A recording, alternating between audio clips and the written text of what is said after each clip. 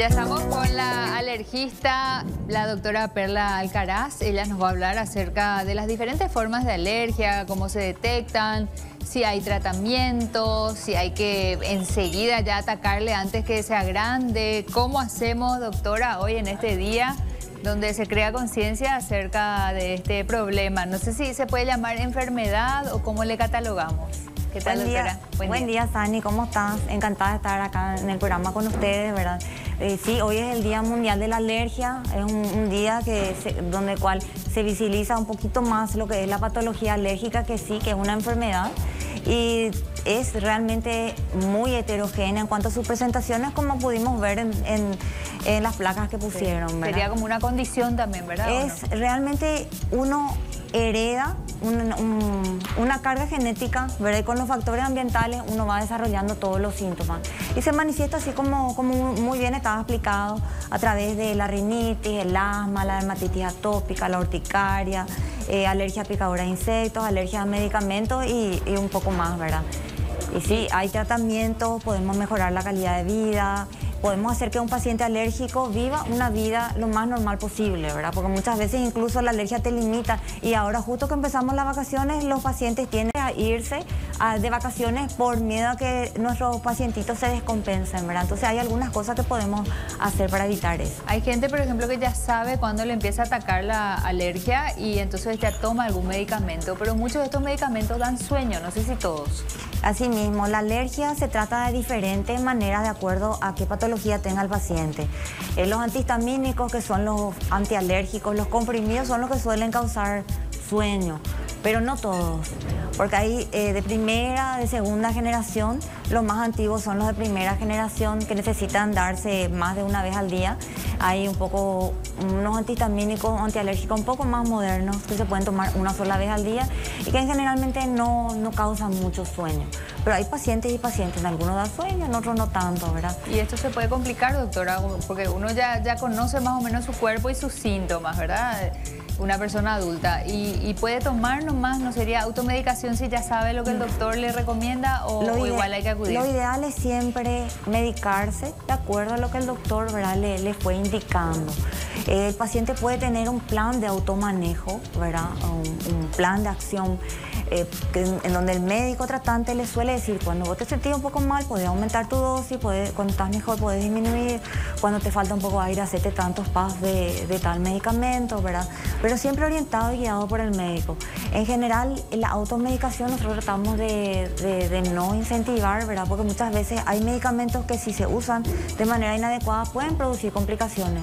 Los corticoides vía oral, ¿verdad? Los corticoides inhalados no, ¿verdad? Los corticoides vía oral pueden causar muchas complicaciones, pueden producir presión alta, pueden causar diabetes y muchas veces los pacientes cuando están muy mal, ¿verdad?, toman corticoides orales, habiendo otras opciones, unos pasos previos que el paciente puede hacer, ¿verdad?, antes de llegar a eso. Entonces, para evitar eso, le decimos que por favor consulten con su médico tratante, puede ser un buen clínico, su pediatra, y ellos, si hace falta, ¿verdad?, nos derivan siempre a nosotros. Bueno, y los compañeros tienen preguntas. Sí, doctora, yo quería consultar. Cuando nace un bebé, ¿generalmente se espera a que le reaccionen las primeras alergias o hay así algún estudio que se le puede hacer como para poder confirmar los tipos de alergia que tiene? O sea, ¿cuánto tiempo se tarda en descubrir esas primeras alergias que podría tener una persona? Bueno, realmente solo porque uno piense que puede ser alérgico sin que el paciente tenga una historia, solo para descartar alergias, no se hacen pruebas. Tenemos que tener una sospecha clínica, quiere decir que el paciente tiene que tener síntomas. En los niños pequeños podemos ver síntomas sobre todo de alergia alimentaria, de dermatitis atópica cuando son muy chiquititos. Entonces, si sospechamos que el paciente tiene esos síntomas, entonces sí consultar para poder hacerle las pruebas diagnósticas y poder hacer un diagnóstico preciso para poder actuar y evitar que esa alergia empeore o que altere mucho la calidad de vida de nuestro paciente. Doctora, algo que creo que es importante también es hacer un poco de énfasis en cuando ya te recetan un medicamento porque vos tenés una alergia diagnosticada. Entonces te recetan un medicamento, te dan algunas cositas para que te ayude, ya sea una gota nasal, algún antialérgico. ¿qué efectos adversos puede tener abusar con ese tipo de medicamentos que ya son brindados por receta a un paciente, pero que a veces uno, al no tener el efecto inmediato para continuar con su vida, termina abusando? ¿Qué puede hacer eso? Las gotas nasales, por ejemplo, yo soy alérgica y sé muy bien, hay gotas especiales que se pueden usar 3 días nomás, por ejemplo. Sí. ¿Qué efectos puede tener eso si uno abusa? Bueno, tenemos los que suelen producir, digamos, rinitis medicamentosa. El paciente que tiene alergia nasal tiene rinitis, ¿verdad? Y hay diferentes tipos de rinitis y una de ellas, la rinitis medicamentosa, justamente es la que estabas comentando, por el abuso de medicamentos nasales de cierto tipo, ¿verdad? Hay algunos que son muy famosos y como te resuelven rápidamente la congestión y da gusto usar, entonces el paciente usa muchísimo. Pero sí tiene que ser controlado y orientado por un médico, porque si se exagera en el uso, se produce como una, digamos, acostumbramiento o el cuerpo cada vez necesita más. Primero empieza a usar 2 veces al día, después 3 veces, después ya usa cada 4 veces, después no puede vivir sin su gotita. Entonces, no les aconsejo que se automediquen porque pueden cambiar de una rinitis alérgica, digamos, intermitente, que no es tan severa, en una rinitis medicamentosa. O sea, le sumamos algo que no tenía el paciente. Sí. Entonces, por favor, no se automediquen con los sprays nasales o las gotitas. Doctora, la mayoría de las personas que desarrollan algún tipo de alergia, ya sea sinusitis, rinitis, en algún momento siempre tienen la pregunta al doctor que ¿es curable o no una alergia? O lo único que uno puede lograr en toda su vida es tratar para lograr una mejor calidad de vida. ¿Las alergias se pueden curar o no? ¿O solamente uno puede acompañarla durante toda su estadía? Hay enfermedades alérgicas que sí se curan, como por ejemplo la alergia alimentaria. La alergia alimentaria en los niños pequeños, por ejemplo la alergia al huevo, la alergia a la proteína de leche de vaca, generalmente se superan a medida que uno pasa el tiempo. Hay alergias respiratorias que si son intermitentes, leves, o sea, si no son muy severas y de repente solamente dan de vez en cuando, le dan al paciente, pueden llegar a superarse. Pero dependiendo de la severidad, hay alergias con las cuales uno tiene que aprender a convivir. Por ejemplo, los pacientes que tienen rinitis persistente severa generalmente no se curan y tienen que aprender a convivir con eso.